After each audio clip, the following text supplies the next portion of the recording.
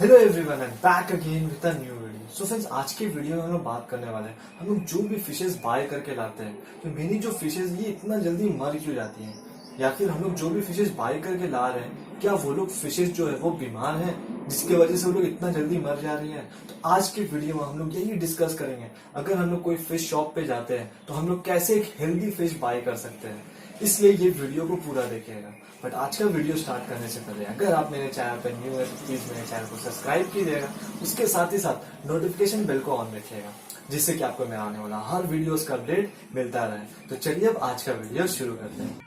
तो फ्रेंड्स, हम लोग जब भी एक फिश शॉप में जाते हैं तो वहां पर हम लोग ढेर सारी वेराइटीज का फिशेस देखते हैं, लेकिन ये सारी जो फिशेस है ये बहुत ही दूर से शिप करके आती है। मे बी हो सकता है ये सारे फिशेस जो वो बहुत ज्यादा स्ट्रेस में है, या फिर ऐसा भी कभी कभी होता है जो भी फार्म से वो सारा फिशेस आया है वो सारी फिशेस में कुछ फिशेस जो वो बीमार है, या फिर सारी ही फिशेस बीमार है। इसके वजह से भी हमारी जो फिशेस वो बहुत जल्दी मर जाती है। तो अब हम लोग का बात ये आता है कि कैसे हम लोग पता करें ये जो भी फिश मैं बाय करके ला रहा हूँ वो बीमार है कि नहीं। उसको जानने का बहुत ही इजी तरीका है। आप अगर कभी भी कोई फिश शॉप में जाते हैं तो हमेशा ऐसा एक्टिव फिशेस बाय करने की कोशिश कीजिए जो बहुत ही अच्छी तरीके से स्विम कर रही है, हर चीज में बहुत अच्छे तरीके से रिएक्ट कर रही है, जो फिश बहुत ज्यादा डरी भी नहीं है, उस टाइप का फिशेस को बाय कीजिए।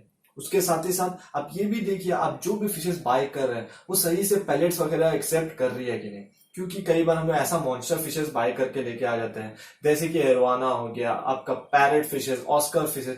ये सारी फिशेस को जल्दी ग्रोथ के लिए लोग क्या करते हैं, बहुत सारा लाइव फिशेस लाइव फीड में देते हैं, जिसकी वजह से भी ये जो फिशेस होती है ये कम्प्लीटली पैलेट्स वगैरह नहीं खाती है। और अगर हम लोग उसको अपने घर पे लेके आते हैं तो हम लोग देखते हैं वो पैलेट्स खा रही है, फिर मुंह से बाहर फेंक दिया है, या फिर पैलेट्स एकदम ही एक्सेप्ट नहीं कर रही है। इसका मतलब ये नहीं कि आपकी जो भी फिश है ये बीमार है, उसका मतलब ये है आपकी जो फिशेस है उसको पैलेट्स खाने का आदत नहीं है। तो ऐसी फिशेस को फिर वापस पैलेट्स का आदत दिलाना बहुत ही ज्यादा मुश्किल होता है।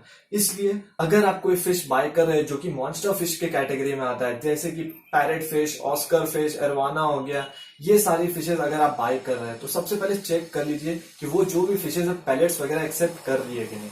पैलेट्स वगैरह अगर एक्सेप्ट नहीं कर रही है तब तो फिर बहुत बड़ा मुश्किल हो जाएगा, क्योंकि आपको हर बार उसको लाइव फिशेस वगैरह लाइव फूड उसको फीड में देना होगा, जो कि बहुत ही ज्यादा आसान नहीं होता है एक नॉर्मल हॉबिस्ट के लिए।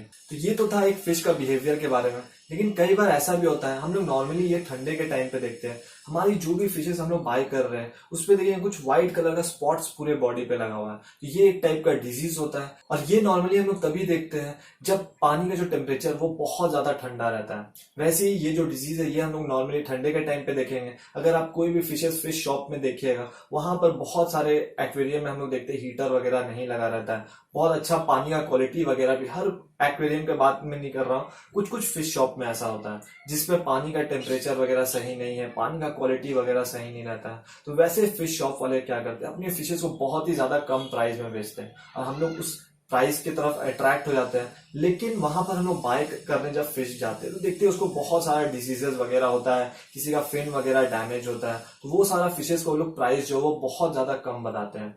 उसके साथ ही साथ कुछ फिशेस को इंटरनल पैरासाइट्स वगैरह होता है, इसका मतलब ये है उसको बाहर से आपको देख के कुछ समझ में नहीं आएगा, लेकिन अंदर में उसको बहुत सारा डिजीज हुआ है, इंटरनल पैरासाइट्स वगैरह उसके अंदर में बहुत ज्यादा है, जिसके वजह से भी आप उसका पूप वगैरह देखिएगा ये थ्रेडेड फॉर्म में रहेगा, बहुत लॉन्ग थ्रेडेड फॉर्म में रहेगा।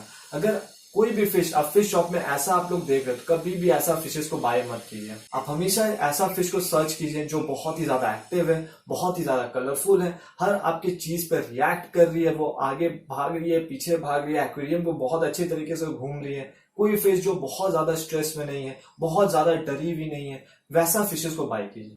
और अगर कोई फिश को आप देख रहे हैं, आपको देख के ही समझ में आ रहा है कि ये मे भी हो सकता है इसका स्विमिंग का तरीका जो है, या फिर ये जो फिश है ये सही से स्विम नहीं कर रही है, बहुत ज्यादा एक्टिव नहीं लग रही है, तो आप ऐसी फिशेस को बाय मत कीजिए। ऐसी फिशेस को बाय करने से फिर आपको बहुत सारा प्रॉब्लम्स आ सकता है। मे भी वो जो फिश है उसका घर में आने के बाद आपके धीरे धीरे हालत और खराब होते जाए, वो फिर एट दी एंड वो जो फिश है वो मर जाए।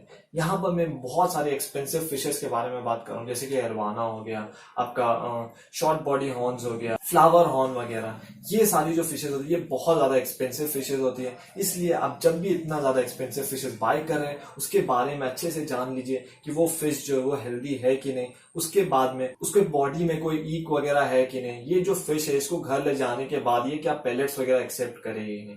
ये सारा छोटा मोटा टिप्स था एक फिश को जानने में, क्योंकि जो फिश हम लोग फिश शॉप से लाते हैं उसको जस्ट हम लोग देख के नहीं बता सकते कि उसको इंटरनल पैरासाइट्स वगैरह है कि नहीं।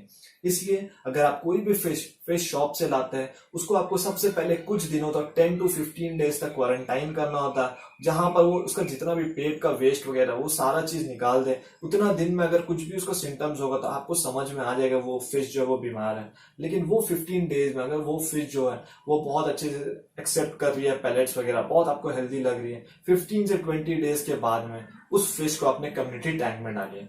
ऐसा नहीं करने की वजह से मे भी हो सकता है उस फिश को बहुत सारा डिजीज हो जो कि आपको नहीं दिख रहा है, लेकिन उसको अपने टैंक में डालने के बाद बहुत सारा आपको फिशेज में जो भी आपकी पहले से पुरानी फिशेज थे उसमें भी वो सारा डिजीज आ सकता है, जैसे कि internal parasites, white spot, black spot, इस टाइप का बहुत सारा डिजीज जो है आपको अपने पुराने फिशेज में भी देखने को मिल सकता है। इसलिए बहुत अच्छे तरीके से एग्जामिन कीजिएगा जो भी फिश बाय कर रहे हैं। उसके साथ ही साथ ये भी देखिएगा कि मेरे पास जो फिश है क्या वो उसके साथ बहुत ही कंपैटिबल रह पाएगी कि नहीं एक्वेरियम पे, आपका एक्वेरियम साइज कितना है, ये सारा चीज जान के समझ के तभी एक फिश को फिश शॉप से बाय कीजिए।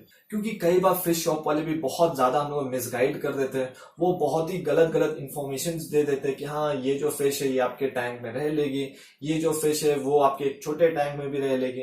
क्योंकि मैं ये सारा जो भी चीजें मैं देखता हूँ और जो भी न्यू हॉबिस्ट होते हैं वो उनके बात पे भरोसा करके इतना सारा एक्सपेंसिव फिशेज लेके आ जाते हैं, लेकिन लाने के बाद घर पे वो सारी फिशेज में बहुत ज्यादा फाइट होता है। एट दी एंड जो भी कमजोर फिश होती है वो मर जाती है। और नॉर्मली ठंडे के टाइम पे थोड़ा फिशेस को कम बाय कीजिए, क्योंकि ठंडे के टाइम पे फिशेस को बहुत ज्यादा डिजीज रहता है। इसलिए भी ठंडे के टाइम पे थोड़ा फिशेस अगर आप बाय कर रहे हो तो थोड़ा कम ही बाय कीजिए, क्योंकि इससे बहुत ज्यादा प्रॉब्लम्स आ सकता है। क्योंकि अगर आप कोई भी फिशेस अगर बाय करके लाता है उसको कुछ भी डिजीज अगर रहता है और उस डिजीज वाले फिश को अगर आप अपने एक्वेरियम में डालिएगा तो आपके एक्वेरियम में जितनी भी पुरानी फिशेस है उसको भी वो बहुत गंदी तरीके से इन्फेक्ट कर सकती है। सारी फिशेज आपकी जो एक्वेरियम है सबको ही वो बीमारी जो है वो लग सकता है। इसलिए ठंडे के टाइम पे थोड़ी कम ही फिशेज बाय कीजिए। सो फ्रेंड्स, होप करता हूँ ये जो भी इन्फॉर्मेशन था आपके लिए बहुत ज्यादा हेल्पफुल साबित हुआ होगा। ऐसी मोर फिश रिलेटेड वीडियोस के लिए प्लीज मेरे चैनल को सब्सक्राइब कीजिए। So thank you everyone for watching this video, for being with me. और अब हम लोग जल्द ही मिलेंगे मेरे न्यू वीडियो और एक न्यू कंटेंट के साथ।